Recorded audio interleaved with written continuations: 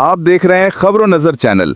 खबर यूपी के जिला आजमगढ़ से है, जहां आजमगढ़ से एक अच्छी खबर यह है कि आजमगढ़ के मरीजों को बेहतर और विशेष इलाज के लिए आजमगढ़ से बाहर जाने की जरूरत नहीं है, क्योंकि प्रसिद्ध फिजिशियन डॉक्टर रेहान बारी अपनी सेवाएं इसहाक हॉस्पिटल पहाड़पुर शहर आजमगढ़ में दे रहे हैं।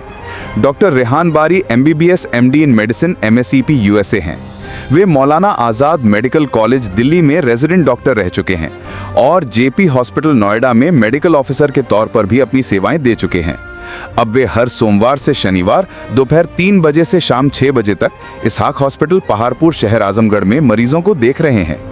आजमगढ़ के लोगों के लिए राहत की खबर है कि अब उन्हें बेहतर इलाज के लिए बड़े शहर नहीं जाना पड़ रहा है। सीनियर जर्नलिस्ट शमीम जयराजपुरी से हुई मुलाकात में डॉक्टर रेहान बारी ने विभिन्न बीमारियों के संबंध में जो जानकारियां दी हैं, आइए आपको खबरों नजर चैनल पे सुनाते हैं। अस्सलाम वालेकुम, आदाब। मेरा नाम डॉक्टर रेहान बारी है। मैं MD मेडिसिन हूँ और यहीं आजमगढ़ में प्रैक्टिस करता हूँ इसहाक हॉस्पिटल में। डॉक्टर साहब, यहाँ पर आपके बैठने का क्या है? यहाँ पे मैं दोपहर में 3 बजे से लेके शाम 5 बजे तक इधर बैठता हूँ और डेली मंडे टू सैटरडे तक रहती है, संडे ऑफ रहता है।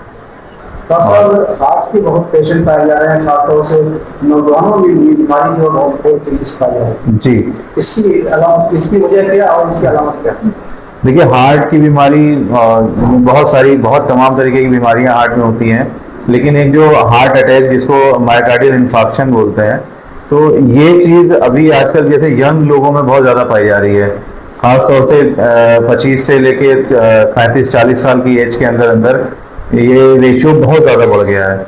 उसकी सबसे बड़ी वजह जो है वो लाइफस्टाइल मॉडिफिकेशन है, जिसमें बहुत ही ज़्यादा सेडेंटरी लाइफस्टाइल है। लोगों का जो वर्कआउट होता है वो बहुत कम होता है और जो डाइटरी हैबिट है वो बहुत पुअर है। उसमें मतलब बहुत ही ज़्यादा जंक फूड और बिल्कुल अनहाइजीनिक डाइट्स जो है वो ली जाती है। खाने का कोई रूटीन नहीं होता है, कोई टाइम टेबल नहीं है और ये वर्कआउट वगैरह नहीं रहता है। तो इसकी वजह से जो है वो इस सेडेंटरी लाइफस्टाइल की वजह से इसमें चेंजेस बहुत ज़्यादा आ रहे हैं। BP का कभी लो हो जाना, कभी हाई हो जाना, तो इसके बारे में क्या है? देखिए, BP लो हो जाने का कारण सबसे ज़्यादा तो डिहाइड्रेशन होता है, पानी की कमी जिसे कहते हैं। तो ये नॉर्मली कोई भी फीवर या इन्फेक्शन इस तरीके से हो रहा है, उस कंडीशन में भी ऐसा होता है कि डिहाइड्रेशन होता है, जिसकी वजह से BP कम नाप में आता है। और हाई BP एक अलग से बीमारी होती है। हाइपरटेंसिव पेशेंट होते हैं, उनके अंदर जो है वो BP का कंट्रोल बहुत कम होता है, तो उनको या तो दवाओं से वो अपना कंट्रोल करते हैं या फिर डाइटरी कंट्रोल करते हैं।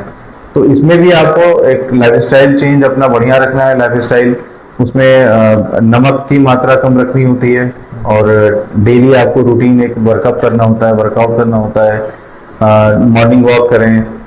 और अगर मेडिसिन पे है, मेडिसिन से कंट्रोल हो रही तो मेडिसिन अपने टाइम टू टाइम लेते रहें।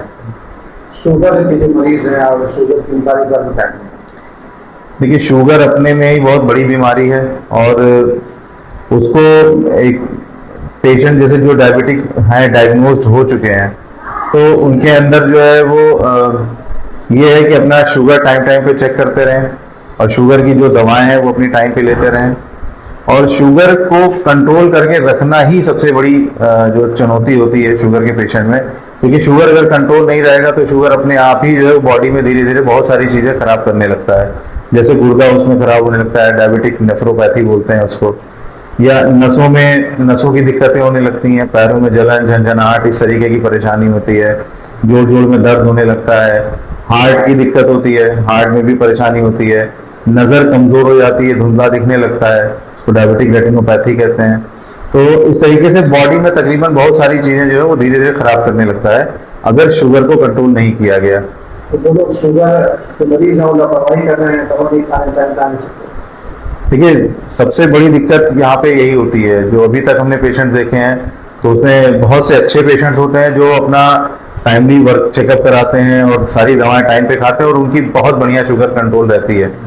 लेकिन बहुत से पेशेंट्स होते हैं जो इनमें बहुत ज़्यादा लापरवाही करते हैं, उनकी मेडिसिन छूट जाती हैं, दवाएं नहीं लेते हैं और इस तरीके से जो है वो खाने में भी कोई परहेज उनका खास रहता नहीं है। तो इससे कहीं ना कहीं उनको दिक्कतें होने लगती हैं और धीरे धीरे उनको परेशानी उनकी बढ़ती चली जाती है। सांस के मरीजों का क्या हाल है और आपके यहाँ क्या ये सांस के मरीज भी आ रहे हैं और क्या कहना है ये कितनी तकलीफ देने वाली है? जी, सांस की मरीज आते हैं, पहले भी बहुत आए हैं, अभी भी आ रहे हैं, और जैसे जैसे ठंडी का सीजन करीब आता रहता है ये मरीज और ज्यादा आते रहते हैं।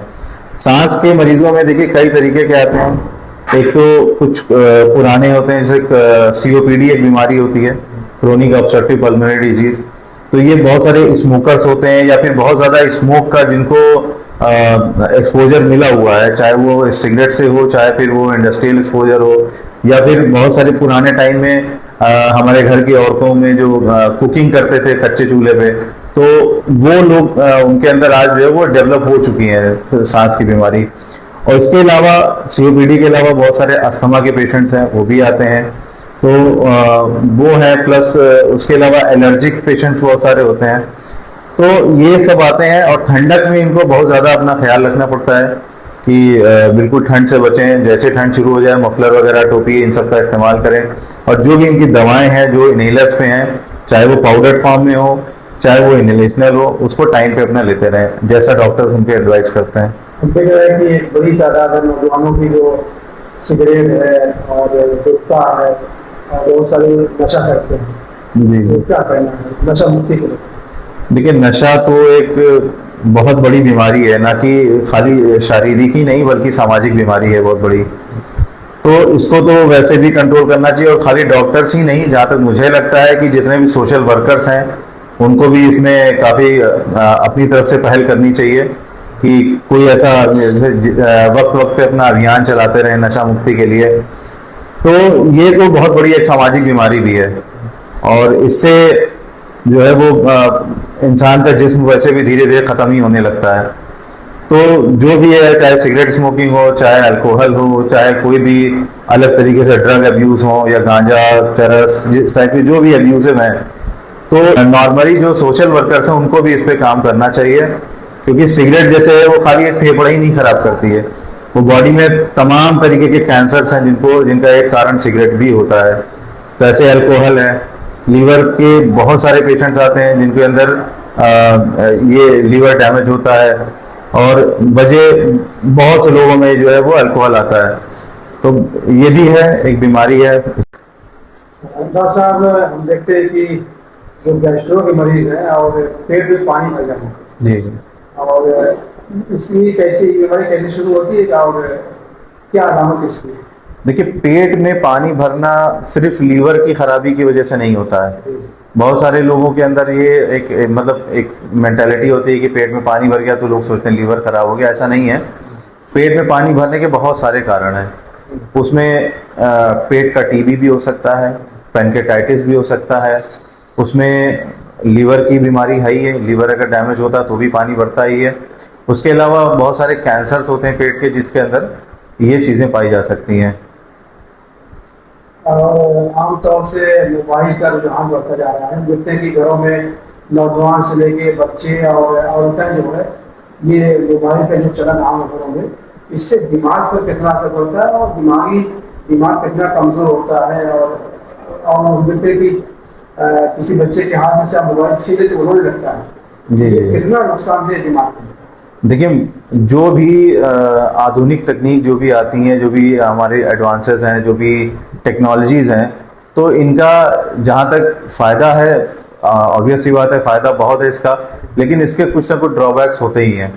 तो जैसे मोबाइल में है, मोबाइल अगर आप नॉर्मली अपना जो भी डेली वर्क यूज़ है वो कर रहे हैं तो वो तो अच्छी चीज़ है। जैसे फ़ोन पे बात कर रहे हैं, फ़ोन कॉलिंग के लिए आपने लिया हुआ है, या ऐप यूज़ करने के लिए, पेमेंट्स के लिए, या फिर और बहुत सारी मुख्तलिफ ऐप्स होती हैं वो चलाने के लिए आप कर रहे हैं, तो वो तो आपका काम है, उसके लिए मोबाइल बहुत बढ़िया चीज़ है। लेकिन आजकल जो है वो नौजवान में, बच्चों में ख़ासतौर में बहुत ज़्यादा ये देखा गया है, रील का या फिर शॉर्ट वीडियोज़ का बहुत ज़्यादा चलन है। वो घंटों घंटों बैठ के वो रील और शॉर्ट वीडियोज़ वो जो चलाते रहते हैं। इससे सबसे बड़ी दिक्कत जो है वो एक दिमाग में एक फोकस करने की जो है कंसंट्रेशन जो है वो लूज हो जाती है बच्चों की। तो कभी भी ये फोकस बहुत जल्दी नहीं कर पाएंगे चीज़ों को, बहुत जो लर्निंग कैपेबिलिटी होती है वो कम हो जाती है।